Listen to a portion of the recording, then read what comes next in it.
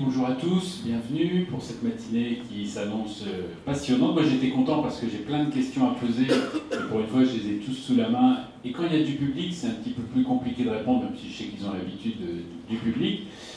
Ça va être interactif, ça veut dire que à la fin on réserve une petite part pour si vous avez des questions.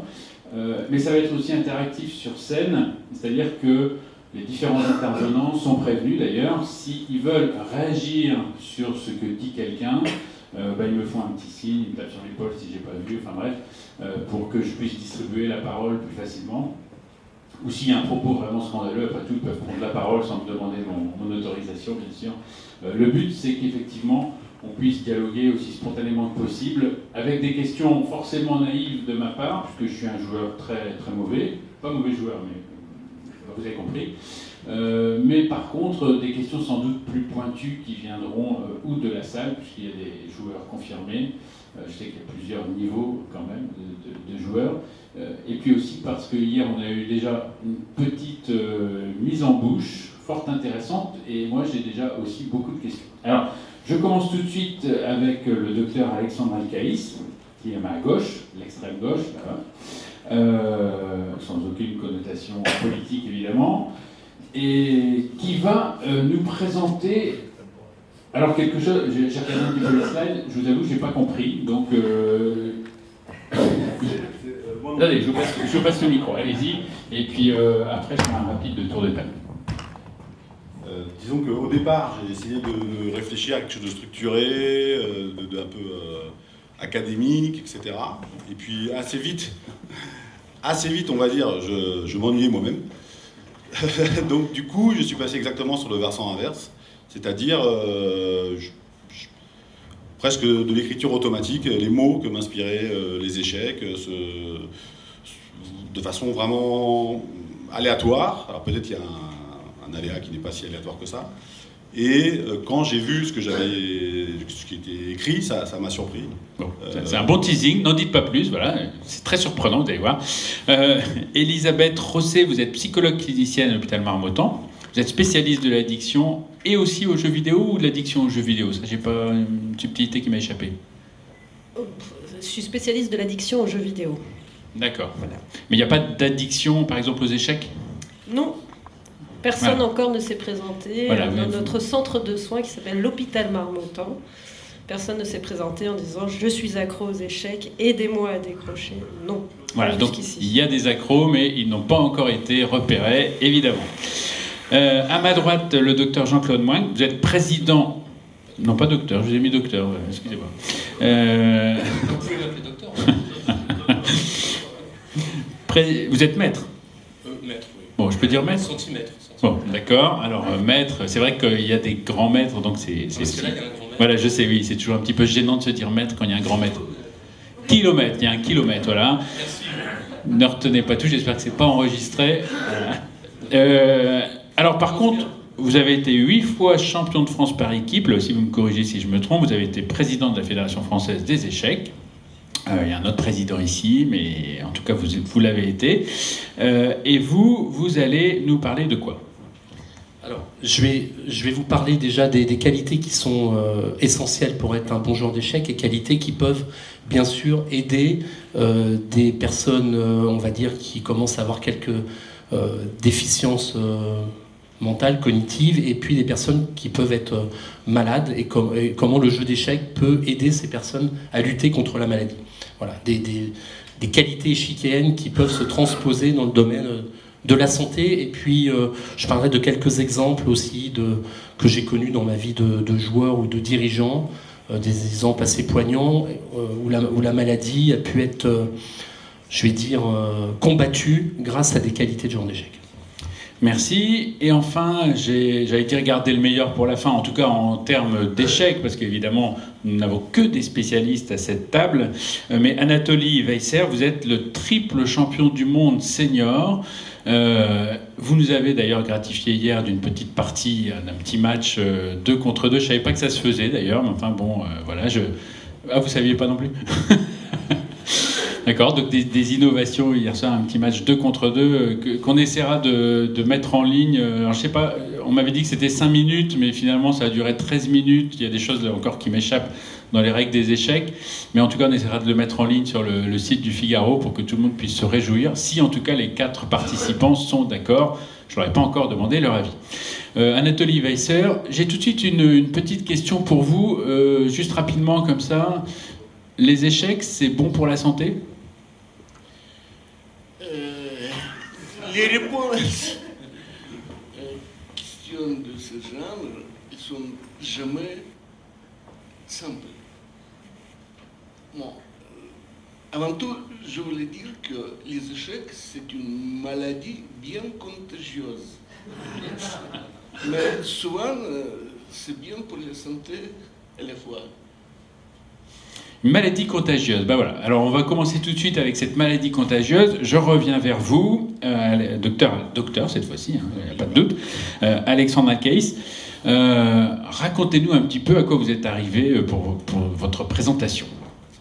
Alors, donc comme j'ai dit au départ, c'était santé, échec. C'est assez difficile, on va dire, en toute honnêteté, à présenter, puisqu'il n'y a pas vraiment de...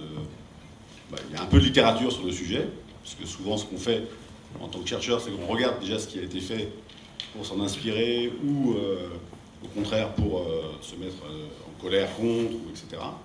Et c'est un premier parallèle avec les échecs.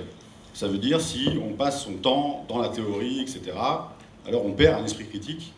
Et je pense qu'il vaut mieux redécouvrir des choses déjà découvertes, parce qu'au moins on sait comment on est arrivé à cette façon de penser ou de jouer, et plutôt que de considérer comme acquis et de faire un petit, on va dire, abécédaire de ce qu'il faut savoir. Donc du coup, je suis parti vraiment dans une technique inverse, un peu de ultra blitz, on va dire, où j'ai, j'avais quand même quelques phrases que j'avais trouvées dans la littérature, mais disons que derrière, après, j'ai essayé vraiment de mentionner tout ce que je ressentais quand je pensais aux échecs. Ça fait un peu le fil rouge très court, de ces diapos. Donc là, déjà, bon, ce sont des citations qui sont assez célèbres.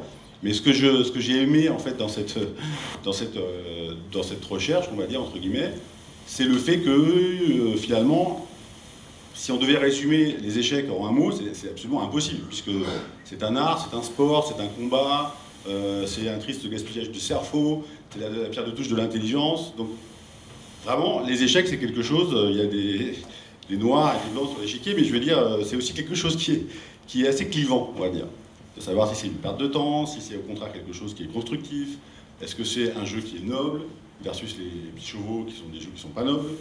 Des choses comme ça que j'ai vécues à des anniversaires où voilà, il y avait des joueurs d'échecs de 12 ans qui ne savaient pas jouer aux petits chevaux.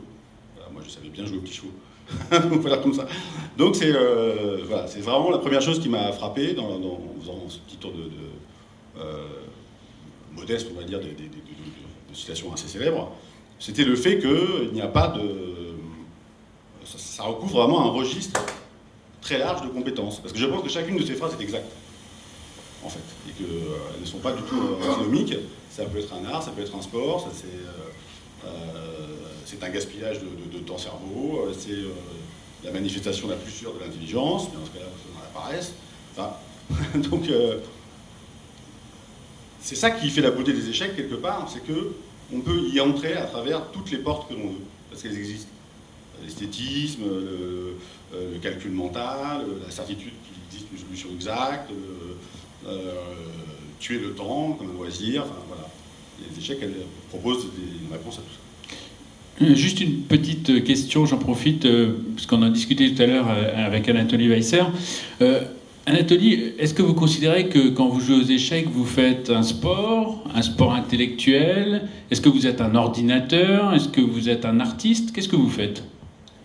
Oui, pendant la partie, souvent, j'aime bien sentir comme un ordi pendant quelques coups au moins, mais en principe, les échecs, c'est quelque chose d'énorme parce qu'il y a sport, il y a l'art, il y a science. D'ailleurs, je suis docteur aussi. J'ai même été champion. Alors, je crois qu'hier, Franck disait champion olympique des mathématiques. Non, champion. Champion des Olympiades. Vous faites des Olympiades de mathématiques en Russie. Des Olympiades, l'Union soviétique, de maths, de physique aussi.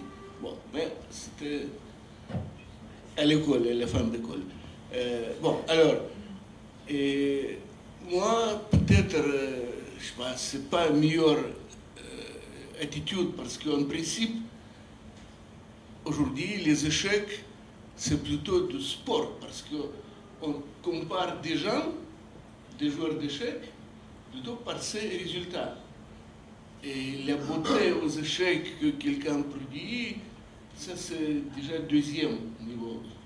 Alors, mon petit problème, que souvent, j'ai considéré que les échecs c'était plus art que sport, et de temps en temps je souffrais.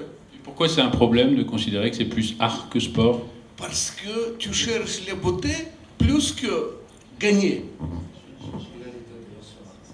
Attends, je finis mon histoire. Ouais. Tout le monde a une anecdote, mais commencez par la vôtre, oui. C'était 93, tournoi Oviedo. C'était pas très long, mais c'était 40 minutes par partie. Et c'était un tournoi énorme, 600 joueurs, 75 grands mètres, y compris moitié du meilleur au monde.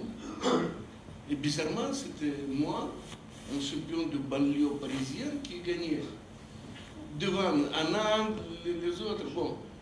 Et après, vainqueur de cette année, jouait une partie contre vainqueur de l'année passée pour une voiture. Bon, pas grand-chose, on paye Corsa, mais...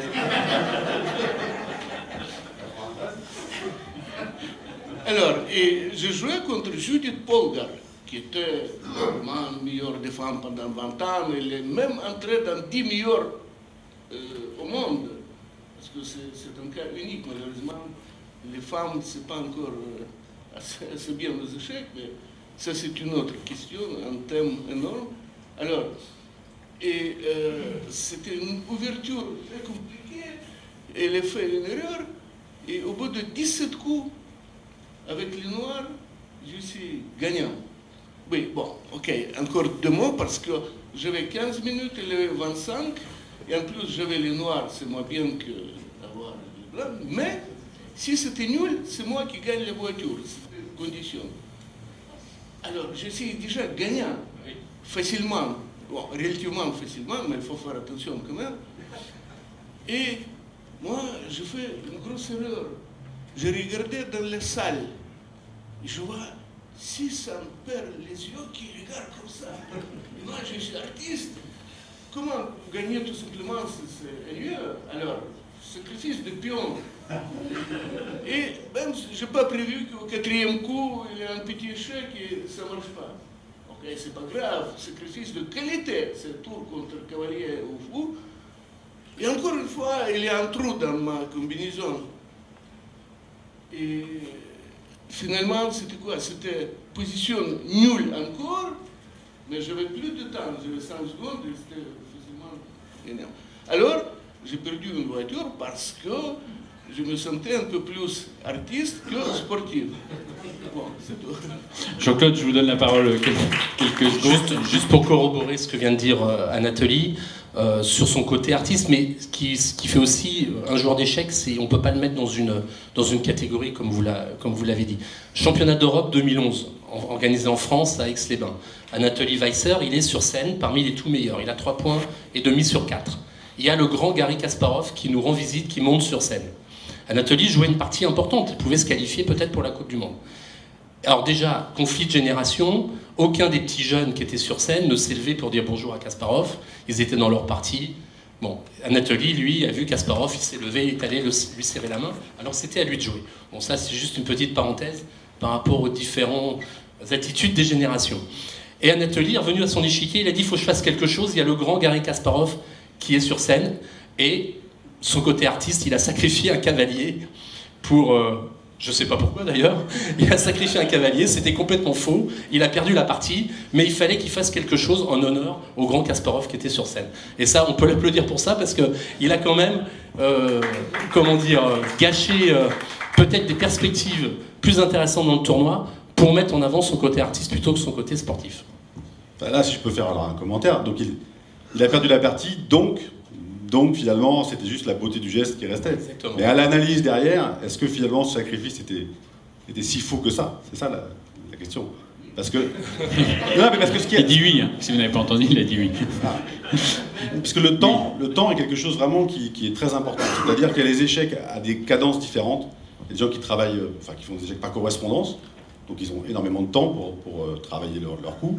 Il y a des gens qui travaillent sur des études. Alors là, le temps est infini, là on rentre dans un domaine différent.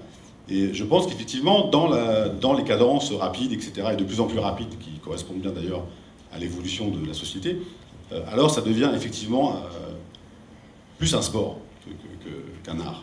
Mais il y a quand même des aspects des échecs, comme je trouve les études par exemple. Là on rentre dans quelque chose qui relève pour moi de l'art. Alors, oui. Quand même demander à Anatoly, effectivement, parce qu'on ne sait toujours pas pourquoi il a sacrifié. C'était pour la beauté du geste? C'était une erreur? C'était quoi? Non, bon, il y a plein de raisons, mais je voulais expliquer une chose, que jouer aux échecs, c'est un peu travail de chercheur. Justement, je voulais comparer avec votre activité. D'ailleurs, moi aussi, j'étais chercheur pendant plusieurs années.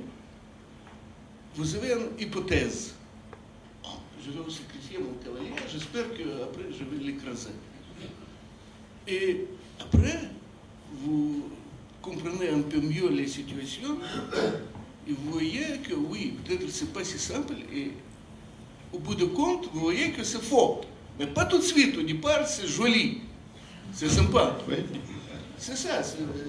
Bon, on peut dire qu'en principe, c'est souvent dans la vie, vous voyez une jeune fille magnifique, mais après le mariage, c'est pas toujours le cas. On n'est pas obligé de regretter son mariage, Anatoly, quand même. Non, le mien, mais de quelqu'un. Je dis que ça arrive. Et, dans la vie de chercheur aussi, c'est pas chaque jour, mais de temps en temps, ça arrive que vous approchez de la vérité, et la vérité finale peut être autre que vous avez imaginé au départ. C'est tout. Oui, alors justement, Alexandre, pour revenir un petit peu à cette idée, je vous appelle Alexandre, ça y est, maintenant on est amis. Quels enseignements on peut tirer, parce que c'était aussi un des thèmes qu'on voulait aborder dans cette table ronde, quels enseignements on pourrait tirer peut-être dans la maladie, pour affronter la maladie, pour combattre la maladie? C'est une thématique qui est souvent prise quand on parle de maladie, on la combat, on doit tenir bon. Quel lien vous pouvez faire, ou on peut faire, entre les échecs et la guérison? Alors là, il y a deux niveaux de réponse possibles. C'est-à-dire, c'est comme les soins et la santé. Voilà, la santé n'a pas de prix, les soins en ont, on va dire. Donc le lien est... Alors, il y a deux niveaux. D'une part, il y a deux niveaux au niveau du malade. Alors je pense qu'effectivement, là, on rentre dans quelque chose qui est plus général que les échecs, dans le sens où, évidemment, la détermination, la volonté, la capacité à imaginer une guérison, la capacité à combattre, à avoir appris à gérer la solitude et la frustration, à comprendre la nécessité des autres, etc., et qui sont nécessaires aux échecs, qui sont complètement ce sont des éléments transversaux à d'autres sports, en fait. Ça, c'est quelque chose vraiment qui va permettre aux malades, je crois, d'optimiser les chances de guérison.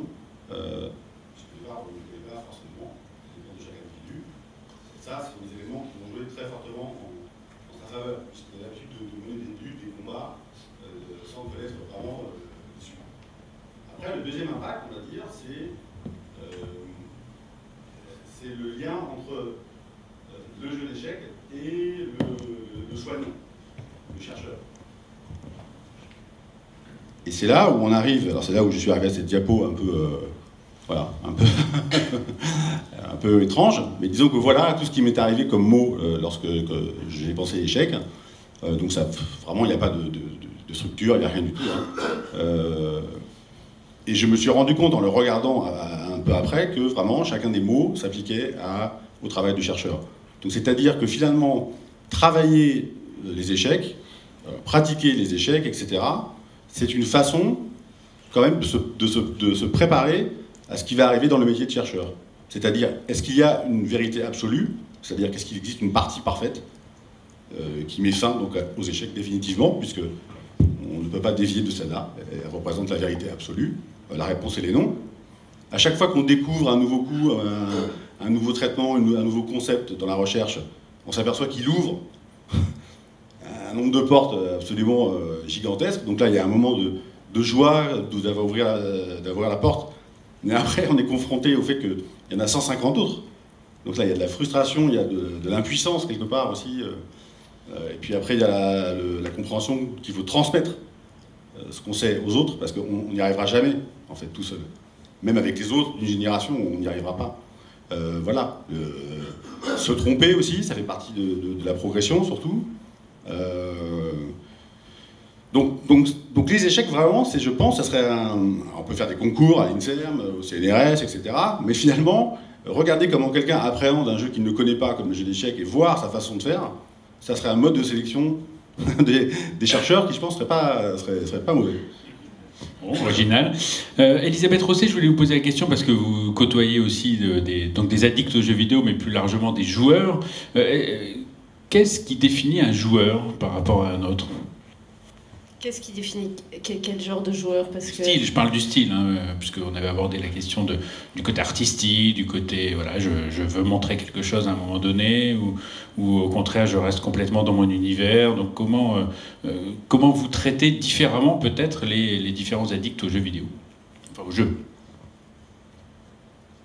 Alors, donc moi, effectivement, je suis dans un domaine un peu différent, où justement je rencontre des personnes qui ont utilisé les jeux, alors les jeux essentiellement des jeux de hasard et d'argent ou des jeux vidéo, effectivement, pour faire face souvent à des moments difficiles, des moments par exemple de dépression, d'une anxiété trop importante, en gros des troubles psychologiques, et ils vont s'appuyer justement sur le jeu pour pouvoir essayer de faire face à ces difficultés, à ces souffrances, jusqu'à ce que le jeu lui-même se referme sur eux, parce que tous les jeux n'ont pas les mêmes qualités et ne présentent pas les mêmes caractéristiques, et certains jeux mènent à une sorte de répétition, la répétition étant évidemment nécessaire à tout apprentissage, et c'est ça qui amène sans doute à cet automatisme, l'automatisme des grands maîtres, qui, dans les 10 premiers coups, ne réfléchissent quasiment pas,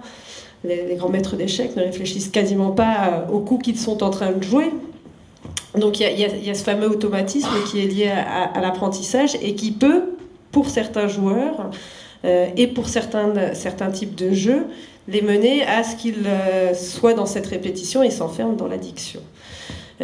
Différents styles de joueurs, il y a autant de styles de joueurs effectivement qu'il y a de types de jeux, et les styles de joueurs se différencient plus dans ce qu'ils sont en train de rechercher eux-mêmes au travers du jeu que par les qualités du jeu lui-même. Voilà. En fait, est-ce que, par exemple, la proportion que représente le hasard dans un jeu est un facteur prédictif de l'addiction que peut créer ce jeu? C'est-à-dire, les échecs, par exemple, ne sont pas un jeu de hasard. Versus, par exemple, la roulette ou les jeux d'argent qu'on voit quasiment au casino. Est-ce qu'il y a un lien entre ces deux éléments ou... Oui, plus la part de hasard est importante, et plus dans le jeu, moins il y a une part d'habilité, de raisonnement, et plus il y a un risque de caractéristiques addictogènes contenues dans le jeu. Mais c'est pas c'est pas le seul élément qui fait que le jeu peut devenir objet d'addiction. Sur les jeux dont moi je souhaitais plus vous parler aujourd'hui, donc c'est un jeu qui s'appelle LOL, League of Legends, qui est un jeu qui est très prisé actuellement, qui a un succès interplanétaire. Sur ce type de jeu, vous allez trouver des éléments qui sont similaires, des éléments de raisonnement, de mise en place de stratégies qui sont tout à fait similaires au jeu d'échecs. Mais ça fait aussi appel à une autre forme en fait d'attention, qu'on définit comme étant l'attention multitâche, c'est-à-dire une attention beaucoup plus qu'on trouve beaucoup plus souvent avec, par exemple, ce type d'écran, en fait, l'usage des écrans d'ordinateur, c'est-à-dire une attention qui nécessite l'analyse d'un certain nombre d'éléments pour pouvoir prendre la meilleure des décisions, mais qui n'est pas le même type d'attention qui est sollicité, par exemple, dans les échecs, où on a une attention, ce qu'on appelle une attention profonde, en fait, qui est nécessaire pour pouvoir jouer et gagner aux échecs. Voilà. Et c'est sans doute la raison pour laquelle cette nécessité d'être dans une attention profonde, c'est sans doute la raison pour laquelle il n'y a pas de joueur d'échecs qui se soit présenté à Marmottan en nous disant voilà, je suis dépendant des échecs. Parce que cette attention profonde, elle nécessite beaucoup d'efforts, elle nécessite de solliciter beaucoup de nos ressources. Et ça, c'est pas très compatible avec l'addiction. Dans la notion d'addiction, il y a une notion de plaisir immédiat que n'offrent pas des échecs. Petit problème de batterie. Jean-Claude, moi je voulais poser la question, qu'est-ce qui fait un bon joueur d'échecs ? Alors déjà, pour les addictions, on a quelques spécimens dans la salle, on vous les montrera à la fin de la table ronde. Non, ce qui effectivement, pour rebondir sur ce qui a été dit, quand on est confronté à une maladie, il faut combattre. Et le joueur d'échecs, par essence même, est un combattant. On doit lutter. C'est très important. Et je vais juste vous donner un exemple qui n'a rien à voir avec la santé. Michel Noir, quand il était maire de Lyon, il a mis beaucoup d'activités en place dans les écoles. Et c'était toujours les écoles des quartiers défavorisés de Lyon, dans les compétitions interscolaires, qui dominaient les quartiers où il y avait les meilleures écoles, les meilleurs élèves, etc. Pourquoi ? Tout simplement parce que l'enseignement était le même, mais les enfants des quartiers difficiles avaient déjà l'habitude de combattre et avaient une vie pas facile, et ils étaient déjà beaucoup mieux armés que ceux des quartiers plus aisés qui avaient forcément moins de difficultés dans la vie de tous les jours. Et je pense que si on est joueur d'échecs, on peut affronter la maladie, les qualités peuvent servir. Alors ces qualités, notamment je parle pour les maladies cognitives, puisqu'en 2010, à l'initiative de Franck Drouin, quand j'étais président de la Fédération française des échecs, on avait mis en place un match des seniors français qui avaient affronté des seniors russes avec des capteurs. On avait mesuré ce qui se passait au niveau cérébral. Et en fait, on s'était rendu compte que pour lutter contre l'évolution de la maladie d'Alzheimer, notamment, et des maladies cognitives, il y avait vraiment des facultés essentielles au genre d'échec, qui étaient essentielles pour freiner l'évolution de la maladie, notamment la mémoire à court terme et à long terme, qui est essentielle pour un joueur d'échecs. Également le côté visio-spatial, on va le voir tout à l'heure quand Anatoly va faire une partie à l'aveugle, il aura l'échiquier devant lui, mais en fait tout ce qui va se passer, c'est dans sa tête, il va imaginer ce qui va se passer. Et ce côté-là est très important, quel que soit le niveau du joueur, qu'on soit grand maître ou qu'on soit faible, on doit tout imaginer, et ça c'est très important quand on est pour lutter contre les maladies cognitives ou éviter qu'elles arrivent. Le calcul bien sûr, et la pensée critique et le langage, qui sont des choses essentielles. Je crois, je parle sous le contrôle de spécialistes, de médecins, mais je crois qu'une personne qui est atteinte de maladie d'Alzheimer notamment, il faut qu'elle voit entre 4 et 6 personnes par jour différentes pour qu'elle puisse le lendemain, que sa mémoire courte, à court terme, puisse... c'est très important de voir des personnes différentes, les identifier, etc. Et puis, il y a aussi une chose qui est importante pour le fait de jouer. Le jeu procure du bonheur, procure de la joie, et quand on est malade, je pense que cette dimension est importante. Et ce que je voudrais dire, c'est que le jeu d'échecs, c'est le seul sport qu'on peut pratiquer à l'hôpital.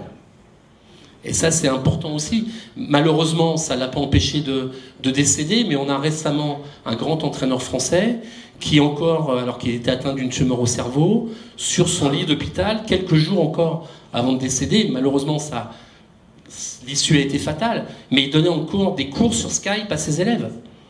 Hein, il avait une vraie passion et ça. Alors bien sûr, l'issue a été la même que pour tout le monde, mais au moins peut-être qu'il a gagné quelques jours ou heures même de pas dire de bonheur, mais vous voyez ce que je veux dire, de bien-être, et ça l'a aidé à affronter aussi, je pense, psychologiquement, cette terrible maladie. J'ai encore un petit peu la parole. Je voulais juste donner un... Comment ? On peut donner son nom ? Oui, on peut donner son nom. C'était un des meilleurs entraîneurs français, Xavier Parmentier, il s'appelait, et il est décédé le 30 avril dernier. Oui, je voudrais juste une anecdote qui m'a beaucoup marqué quand j'étais président de la fédération. Je suis arrivé en 2005, il y avait le championnat de France des jeunes à Calvi, où l'actuel président était arbitre en chef, à Calvi en Corse. Et il y a une famille qui vient me voir et qui me dit « Monsieur Moin, on aimerait que notre fils soit qualifié pour le championnat de France des jeunes. » Je lui dis « Mais il n'a pas fait les qualifs non, il n'a pas fait les qualifs parce que... Alors je dis, bah oui, mais pour se qualifier pour le championnat de France jeune, pour la finale, il y a un parcours, phase départementale, phase D. Ils me disent, oui, mais notre enfant, il ne pouvait pas parce qu'il a une tumeur au cerveau. Et il ne pouvait pas faire les qualifications. Et on pense il adore les échecs. On pense que le jeu d'échecs, ça peut l'aider pour lutter contre sa maladie. Alors, bien sûr, évidemment, j'ai qualifié je suis allé au-delà des règlements et j'ai qualifié ce gamin, cet adolescent, pour le championnat de France des jeunes. Et puis l'année d'après, puis voilà, je ne sais plus ce qui s'est passé. L'année d'après, les parents viennent me voir. J'avais un peu oublié leur visage. Ils me disent, Monsieur Moin, on voudrait vous remercier parce que notre fils, cette année, il s'est qualifié tout seul pour le championnat de France des jeunes. Et grâce à vous, grâce à l'action de la fédération, grâce à sa passion, il a pu combattre la maladie. Et cette année, il s'est qualifié, il a fait les phases départementales, il a fait les phases ligue, et il s'est qualifié pour le championnat de France. Et ça a été pour lui très très important. Voilà. Ce jeune, après, il a quitté le monde des échecs, mais j'espère que tout va bien pour lui. Je sais que quelques années plus tard, on avait encore quelques nouvelles, donc je pense que tout va bien aujourd'hui. Et c'est grâce peut-être à cette passion qu'il a pu, que ça l'a aidé à combattre cette terrible maladie. Voilà. Merci. Anatoly Vaisseur, j'ai une question à vous poser, parce que tout à l'heure, on a évoqué la capacité d'attention, la capacité de concentration. Alors c'est vrai qu'il faut beaucoup de qualité pour jouer aux échecs, vous venez d'en évoquer, mais cette capacité d'attention et de concentration est un peu troublante, dans la mesure où vous êtes quand même dans un univers à part, vous vous enfermez dans un univers... Peut-être qu'Elisabeth va me dire que c'est le cas de tous les joueurs, on s'enferme dans son univers, mais vous êtes dans un univers de règles très strictes, vous n'avez pas l'embarras du choix, vous êtes obligé de les respecter, donc les règles déjà du jeu, et puis vous avez aussi des règles qui ne sont pas les règles du jeu, mais j'allais dire les principes de base des échecs, que peut-être personne n'a l'idée d'aller violer, parce que oui, il faut, alors je sais pas, moi je les connais pas, mais à part que le centre est important, c'est tout ce que je sais, les principes de base des échecs. Donc je me demandais si finalement il fallait pas quand même des capacités particulières pour jouer aux échecs, même si on dit que c'est universel, tout le monde peut jouer, pour être un bon joueur, pour être un grand maître. Est-ce qu'il faut pas presque une capacité à se couper du monde environnant pour rester concentré sur un échiquier et atteindre le niveau que vous avez atteint?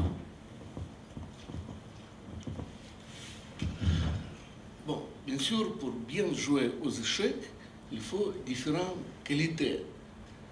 Et je ne pense pas que cette couper du monde pour quelque temps, c'est assez important, mais ce n'est pas primordial. Bon, il y a plein d'autres. Et d'ailleurs, je peux vous assurer que n'importe qui, s'il n'est pas débile ou semi-débile,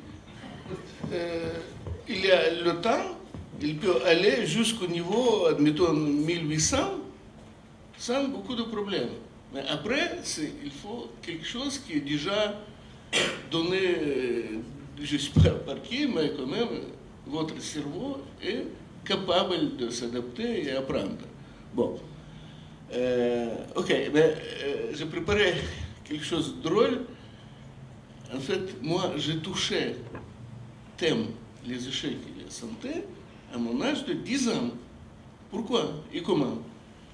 J'avais un cadeau d'anniversaire, un très grand livre formidable avec tout sur les échecs, y compris une caricature, un monsieur de, je sais pas, 150 kilos, il joue aux échecs, il fume un grand cigare, il boit de la whisky, les bouteilles, et le texte.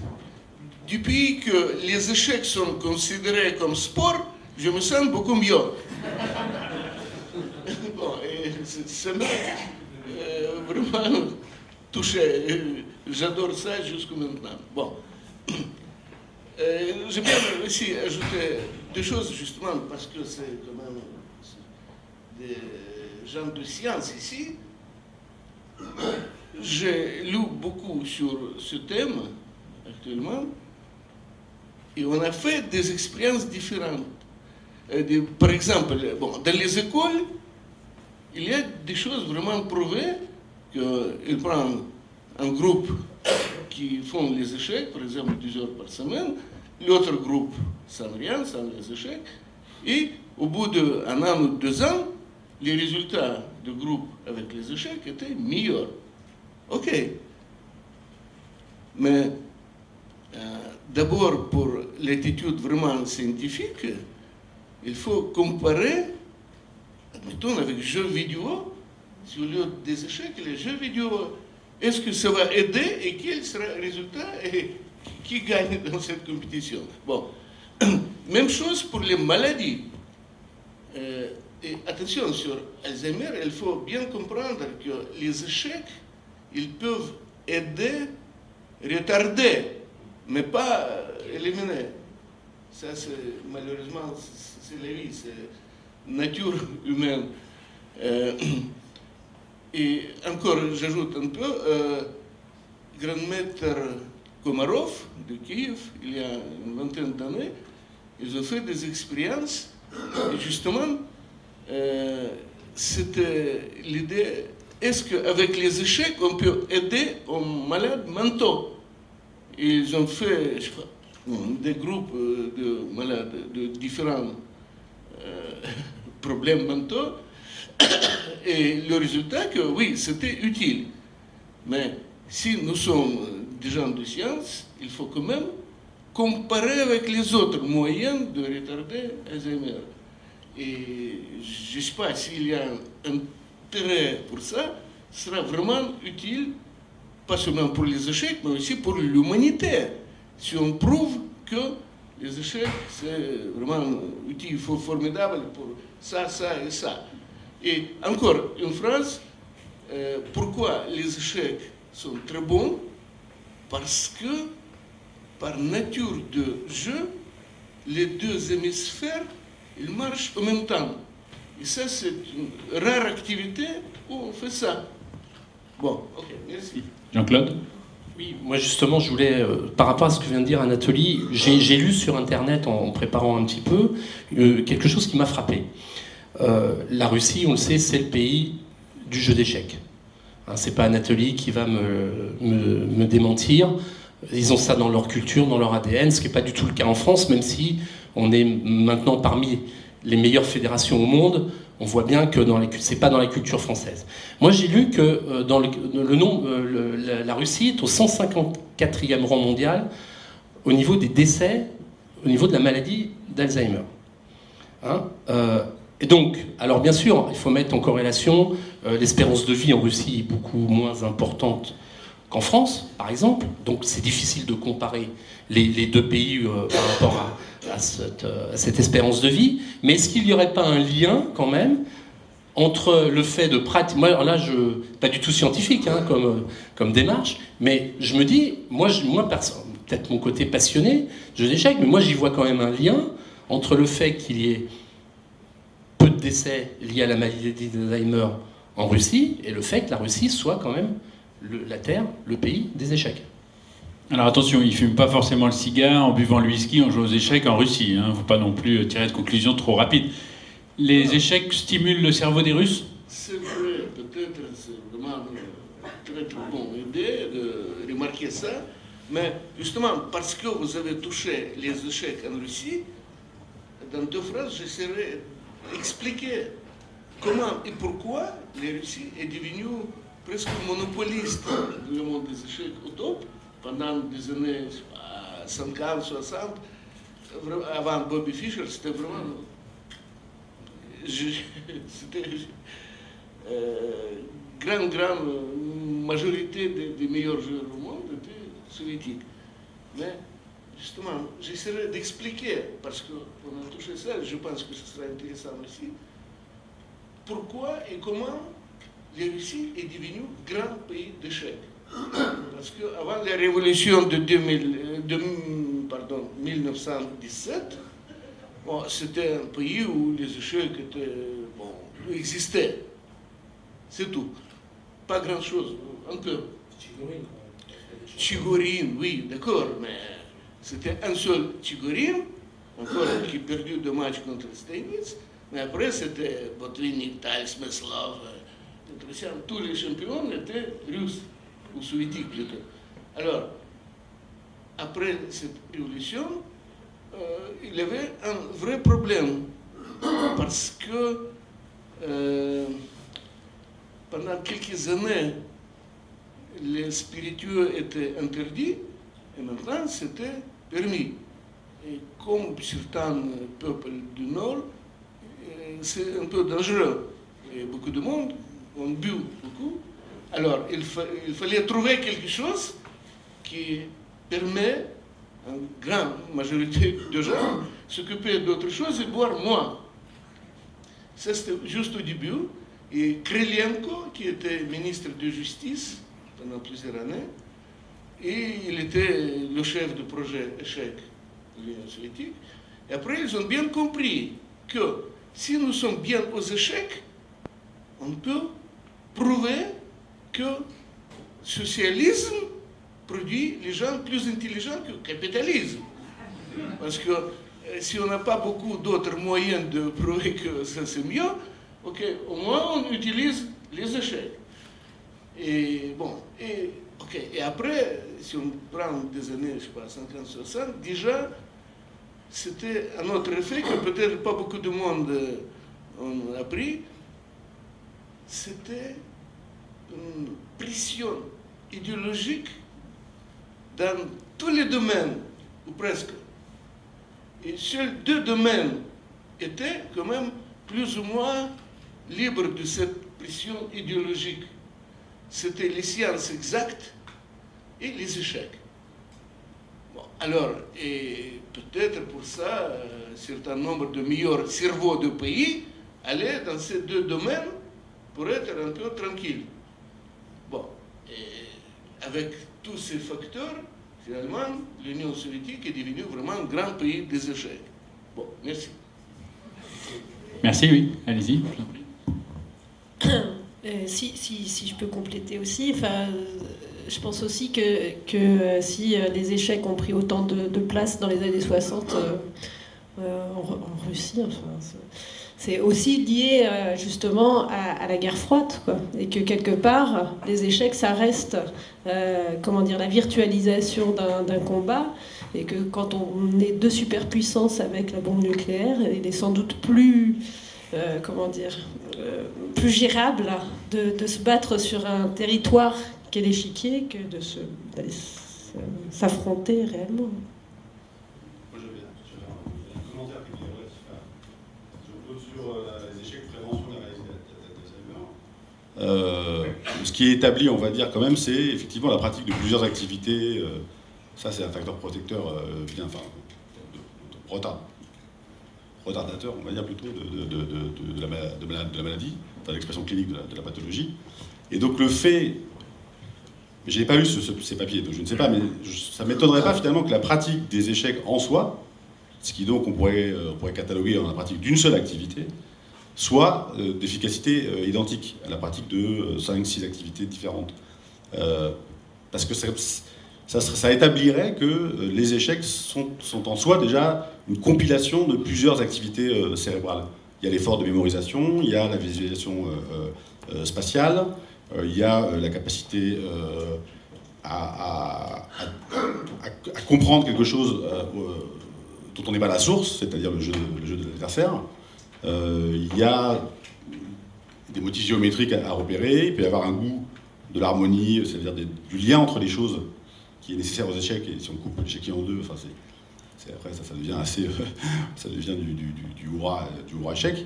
Donc il y a cette notion que les choses sont interdépendantes, qu'il faut les faire bouger dans le bien de la communauté.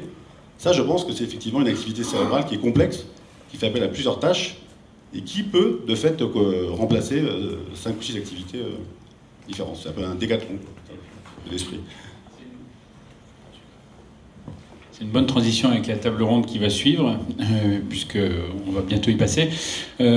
On va aborder effectivement ces questions. C'est vrai qu'il y a très peu d'études dans la littérature scientifique, comme on fait, effectivement, les journalistes font la même chose que vous, les chercheurs. Quand on regarde dans la littérature scientifique internationale, on voit extrêmement peu de choses sur maladie d'Alzheimer et jeux d'échecs, sur même le MCI, qui est le pré-Alzheimer pour certains, en tout cas dans certains cas, et échecs. On voit vraiment très peu de choses. C'est une pauvreté qui est presque stupéfiante, comme s'il y avait deux univers qui ne s'étaient jamais rencontrés, qui ne s'étaient pas croisés, qui ne s'étaient pas confrontés. On a des études qui se servent des échecs pour étudier des processus, on va là aussi en parler à la table ronde suivante. On considère que c'est effectivement une tâche intellectuelle qui demande beaucoup de ressources, donc on s'en sert aussi dans certaines épreuves, mais pas du tout dans la visée thérapeutique. C'est pour ça que c'était vraiment une belle occasion aujourd'hui. Merci encore aux organisateurs, à Franck, à Jean-Hugues, à tous ceux qui ont rendu ça possible, à Stanislas, à l'Institut Imagine, à Keïssa, parce que c'est vraiment, je pense, alors vous allez me dire le 3 juin va rester historique parce qu'il s'est passé des événements, et bien ça fera peut-être partie des événements du 3 juin, qu'on commence à créer des ponts entre ces deux univers.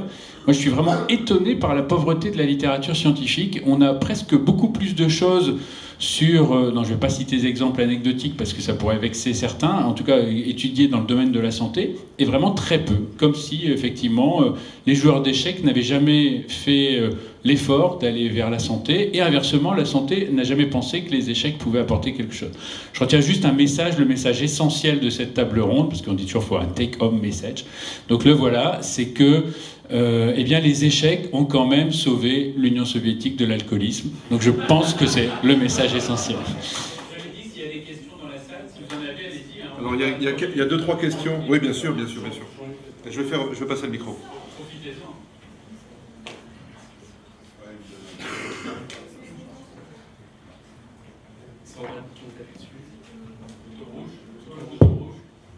Ça marche. Alors, Jean-Hugues Magnaud, je suis médecin, mais je ne pratique pas.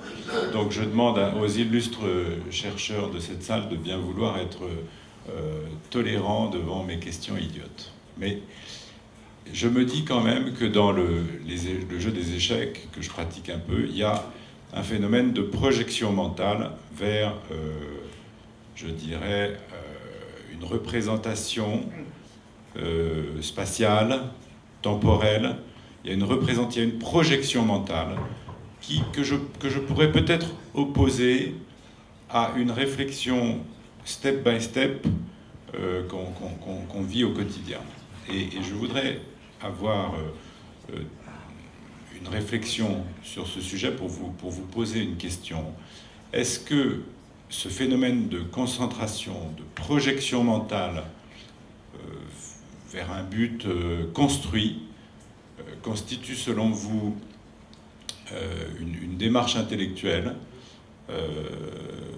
qui peut être bénéfique pour des personnes vivant dans un enfermement lié à leur maladie, que ce soit un enfermement, je dirais, physiologique ou alors un enfermement volontaire, et que cette nécessité du jeu de faire de la projection mentale, comme on a d'ailleurs dans d'autres activités professionnelles, il y a des gens qui font de la projection mentale plus que du step by step. Est-ce que je m'exprime mal? Sûrement, mais enfin l'idée est là. Est-ce que cette capacité de projection est quelque chose de bénéfique pour les personnes?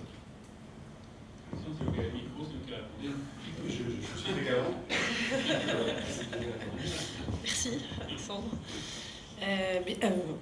A priori, moi je dirais que oui, évidemment, que c'est bénéfique de pouvoir avoir une vision un peu de ce qui va se passer dans l'avenir.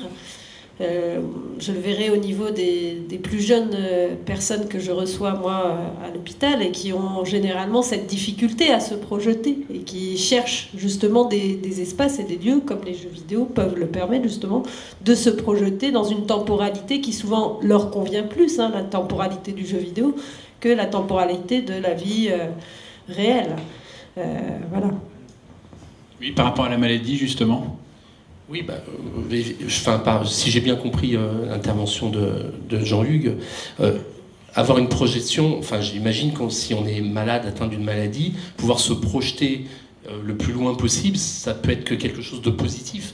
Parce que j'imagine que si on a une maladie, plutôt on est dans le court terme, au jour le jour, et si on peut se projeter grâce aux jeux d'échecs, ça peut être, grâce à les facultés qu'on a pu acquérir, je pense que ça peut être quelque chose d'important. Alexandre, puis on prendra une question.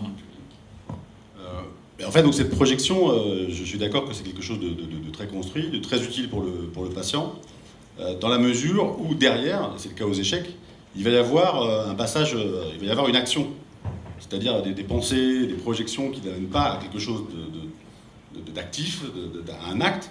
Ça, c'est assez parasite quand même.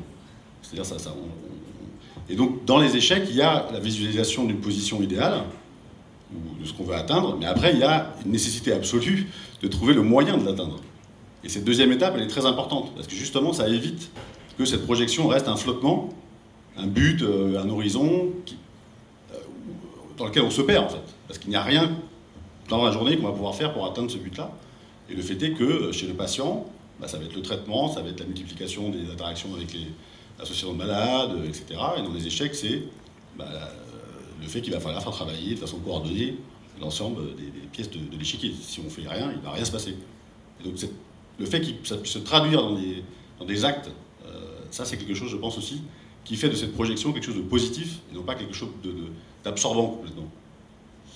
Est-ce qu'on a identifié des voies neuronales qui sont, ou des voies cérébrales qui seraient plutôt sollicitées par des processus de pensée différents Ça, c'est la table ronde suivante. Ça. Tu anticipes, Jean-Hugues. On va aborder ces questions, justement, dans la table ronde suivante sur les circuits neuronaux. Est-ce qu'il y a une autre question dans la salle ? Une à gauche, une à droite, et une au milieu.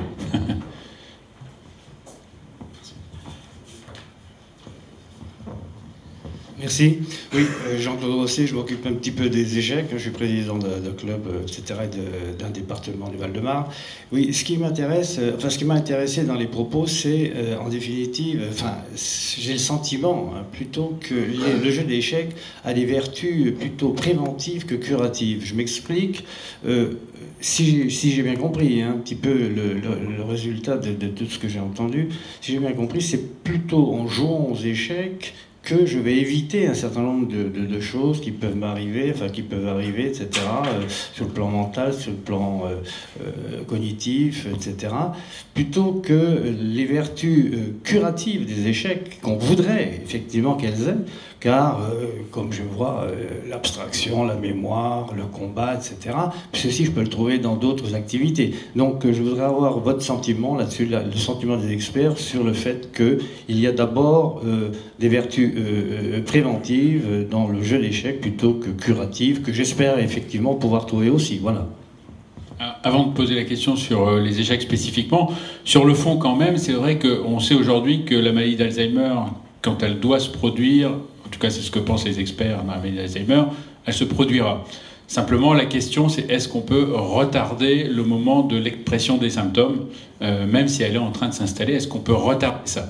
Et c'est vrai qu'on a l'impression que ceux qui ont ce qu'on appelle une réserve cognitive plus importante, qui ont, par exemple, fait des études plus poussées ou qui continuent d'avoir une activité intellectuelle très intense, vont trouver des moyens de compenser par les circuits, ça on en reparlera aussi tout à l'heure, vont pouvoir compenser peut-être plus longtemps. Mais c'est vrai aussi que les experts de la maladie d'Alzheimer ont tendance à dire ces gens-là, qui peut-être vont déclencher leur maladie plus tard, une fois qu'ils la déclenchent, vont plonger très vite. Donc on voit bien qu'à un moment, cette réserve est peut-être atteinte. Donc ça partirait plutôt sur le préventif, effectivement. Est-ce que continuer d'avoir une stimulation intellectuelle très forte qui peut être aussi bien d'ailleurs apprendre à servir d'un ordinateur à 70 ans que de se mettre au tricot ou quelle que soit l'activité, on sait que c'est bénéfique parce que ça maintient, ça pousse un petit peu. Maintenant, sur les échecs, ça, par contre, moi, j'ai pas lu spécifiquement en tout cas, j'en ai pas trouvé. À vrai dire, c'est pas que j'en ai pas lu, j'en ai pas trouvé. Je sais pas si autour de moi, quelqu'un a lu des choses là-dessus.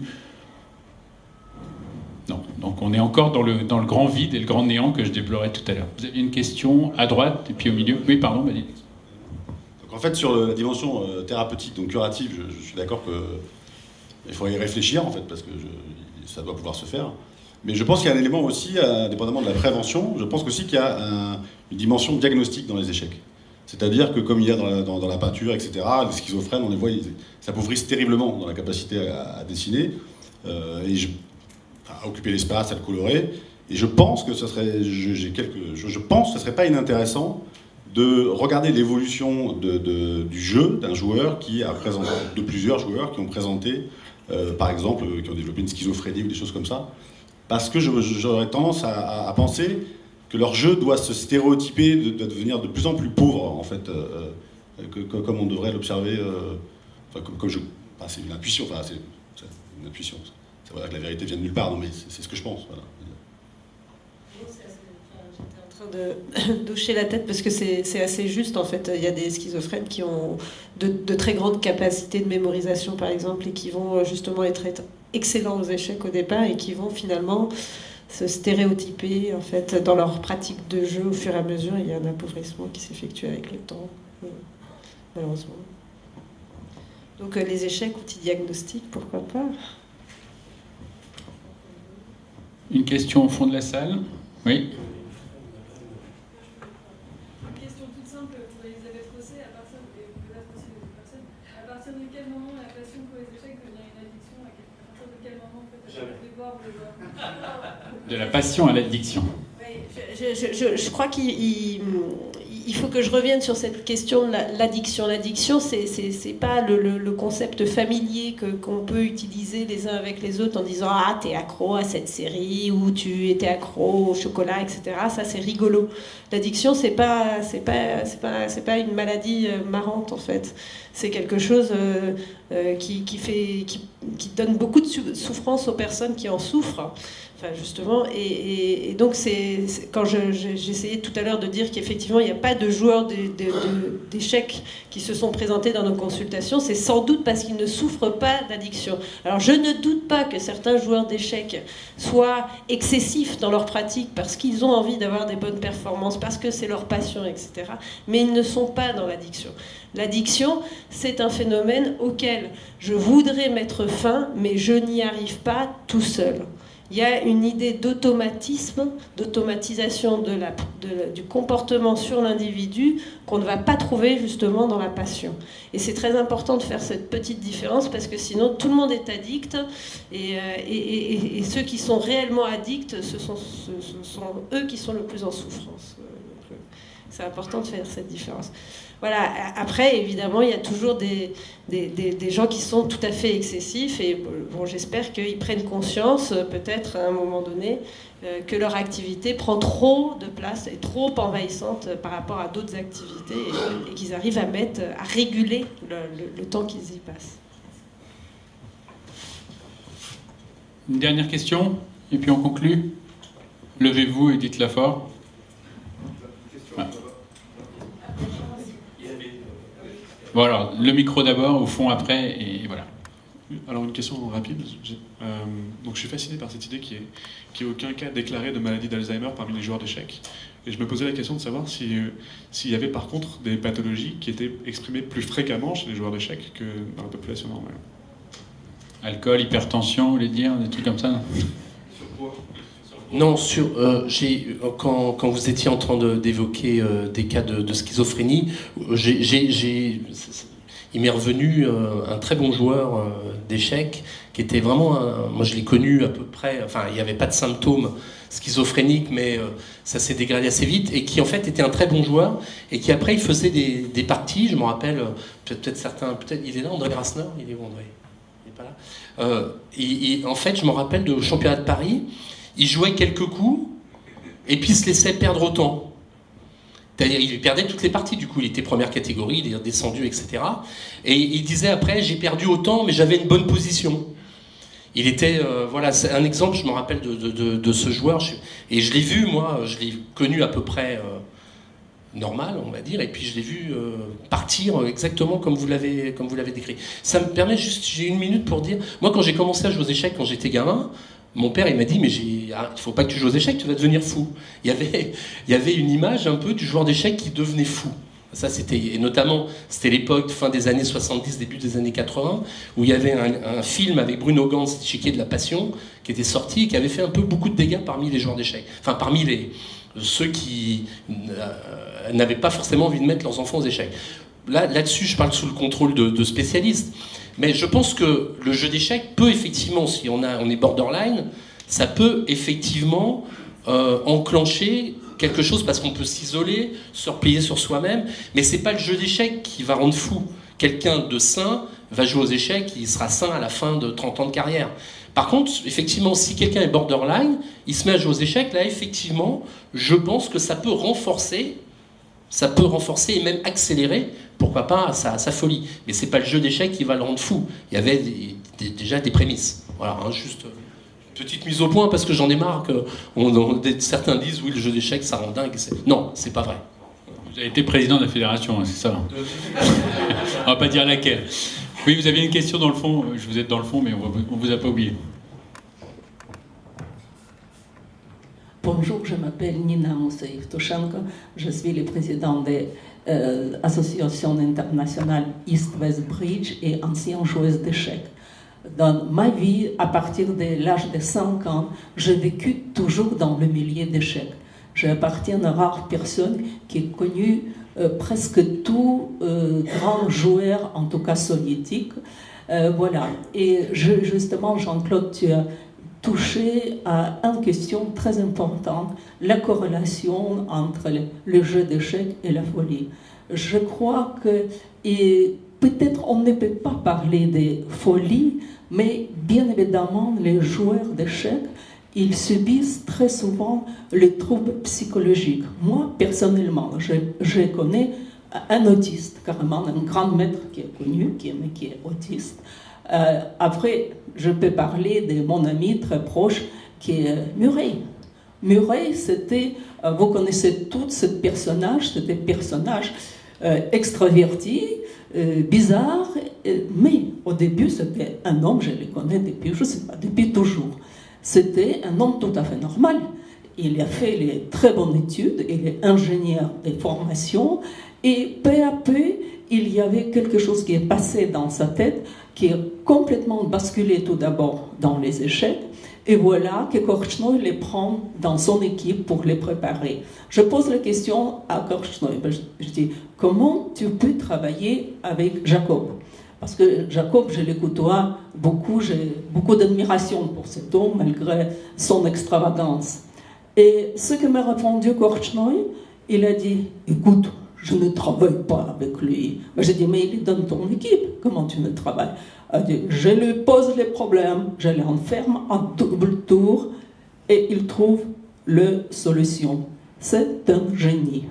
Ça veut dire, et ça c'est vrai, parce qu'il m'a raconté à peu près les mêmes choses, parce qu'il y a beaucoup de gens qui essayaient à aider à Murray. Et Fischer lui-même, voyez-vous, qui sont considérés que c'est garçon qui a les idées de génie. Mais je peux vous dire que c'est parce qu'il m'a dit c'est impossible à aider cet homme. Nous avons tous essayé de l'aider, mais à partir du moment que tu commences à l'aider, pouf, il ne fait plus rien lui-même, il est complètement dans les échecs. Voyez-vous, et je crois que pour les scientifiques, peut-être il sera très intéressé de regarder les panoramas entiers. Ça veut dire la corrélation pas seulement avec Alzheimer, mais aussi avec les troubles psychologiques qui sont assez fréquents. Moi, je connais 10 grands joueurs qui sont à la limite et un qui est complètement fou. Complètement fou, ah oui, oui, oui. Et c'est un personnage, peut-être, Anatole, tu ne connais pas de Zagavoura de Lvov. il y avait un fou très célèbre, Mathieu Eugène, tu ne connais pas ça. Alors, il y avait un fou très célèbre à l'Union soviétique. Alors, peut-être il faut regarder un tout petit peu ensemble des tableaux. Et en plus, il y a une maladie aussi qui est affreuse, c'est AVC. Nous connaissons déjà qu'aujourd'hui, 2 grands champions, ils sont dans l'état très, très difficile. Et ça, c'est aussi, j'ai vécu à plusieurs reprises qu'il y a d'un côté, bon, si on dit pas schizophrénie, mais les troubles, pas neurologiques, mais psychologiques. Ça, c'est clair. Et peut-être il faut aller voir ensemble et pas s'accrocher à une seule maladie. On va en reparler effectivement dans la deuxième table ronde. On va rentrer dans le dur, j'allais dire, non dans le mou, dans le cerveau. Mais d'ores et déjà, quand même, je peux vous dire qu'il y a quand même très peu d'études, parce que j'ai regardé, il y a très peu d'études là-dessus. On s'est finalement intéressé assez peu au profil des joueurs d'échecs sous l'angle physiopathologique, sous l'angle psychopathologique. On s'est assez peu intéressé à ça. Donc effectivement, il y a peut-être des anecdotes qui pousseraient à chercher, mais tant que personne ne le fait. Alors les chercheurs nous expliqueront la table ronde suivante, puisqu'on va faire à la pause, je pense, Franck, pourquoi on a fait si peu de recherches dans ce domaine. Merci. Très bien, merci beaucoup. Je remercie encore une fois l'Institut Imagine pour être une caisse de raisonnement, une caisse de résonance sur ces sujets, puisque effectivement, on a beaucoup d'empirisme, beaucoup de on-dit, beaucoup d'expériences personnelles, beaucoup de chiffres, pas beaucoup d'analyses scientifiques. Et je crois que c'est là l'occasion. On a quelqu'un, un brillant scientifique de l'ICM également, qui va objectiver les questions et les interrogations plus que les réponses, vraisemblablement. Donc encore une fois, merci à l'Institut Imagine, qu'on applaudit encore une fois et qu'on pourra encore applaudir plus tard. J'allais dire, nous sommes assez nombreux pour un vendredi matin, surtout qu'il commence à faire un petit peu beau. Sachez qu'avec le numérique et le digital, ces débats seront, avec l'autorisation bien évidemment des participants, largement diffusés sur différents médias. Tu parlais du Figaro, merci beaucoup Damien, c'était une excellente opportunité, mais également sur d'autres réseaux, et la viralité des réseaux sociaux aussi permettront, je crois, d'une très très large caisse de résonance au-delà de l'Institut Imagine. Merci.